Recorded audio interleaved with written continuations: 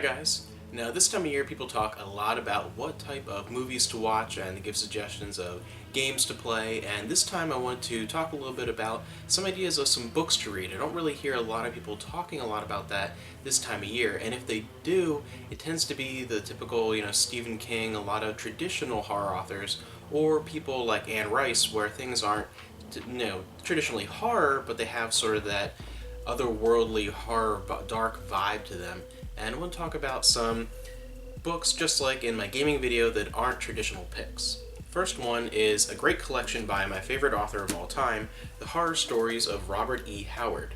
And there are a few gripes with this collection that some people have. If you have a lot of his collections, there are a bunch of these from Del Rey, collections of Conan, of course, and Solomon Kane, Bran Mak and all those ones. And the horror stories, a couple of these, at least a quarter of them, also appear in those other collections, and there are a few other horror stories that could have been put in here. But if you're not a huge reader of Robert E. Howard, aside from the more popular, Conan the Barbarian, Conan of Samaria, that type of thing, a lot of people don't know about his other characters and some of his more obscure stories that are a one-off story. They aren't really tied to any one of his normal characters.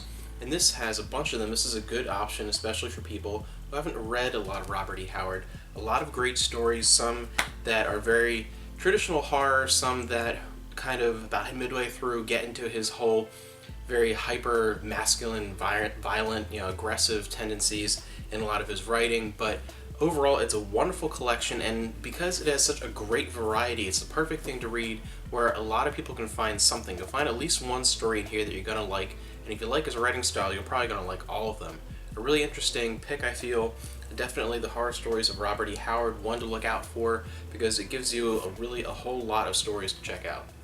Another one is Ravenloft. A lot of people still to this day talk a lot about the Dungeons & Dragons books, the old ones from the 70s. They talk a lot about starting in the 80s. You have Dragonlance, and of course Forgotten Realms obviously is the big dog, but no one really talks a lot about Ravenloft, which was a fairly short-lived series here, and I have about half of them, I believe, so far.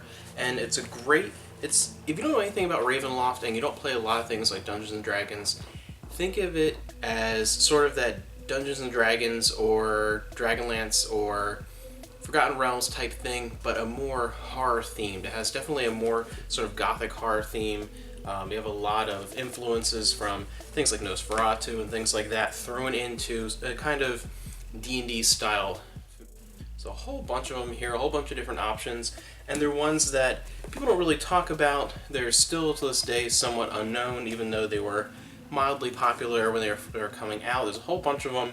They're pretty easy to find at used bookstores. You're not going to find whole collections normally, but one or two sitting out there. There's a lot of really good ones, and it's a wonderful horror series if you still really want to sit down and have something that's not a traditional horror story, something that fits more like something like a Dragonlance book, but a horror theme. That's something to go for.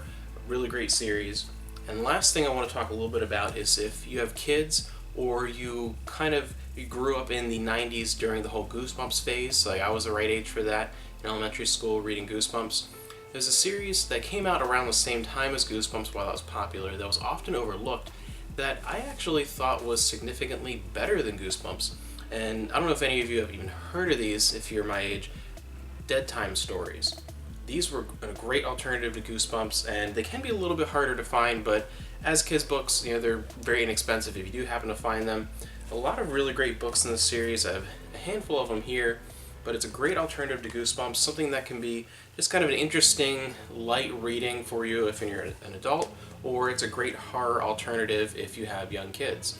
And again, if you are my age, if you are that mid-20s to early 30s, and grew up during the Goosebumps era and you completely missed out on these, they can be a kind of a cool curiosity. Obviously something that's not going to be incredibly mentally stimulating, well below your reading level, hopefully, but they do have a sense of nostalgia from that time period and do kind of bring you back to that era of Goosebumps while exploring something new that you might not have seen before. So those are just some suggestions of books to read and pick up during the month of October that are a little bit different than the normal suggestions. If you have any that you guys like to read that's sort of in that vein, that isn't a novel that's really typically spoken of during the month of October as something that's a must read, let me know below. I'd love to hear about some new things. And if you guys have read anything, if you're in Robert E. Howard and you've read some of those stories or you had that collection, let me know what you think about it. And definitely, if you've ever even heard of Dead Time Stories, let me know, because I have never come across anyone who read those books, and I love those even more than Goosebumps back in the day.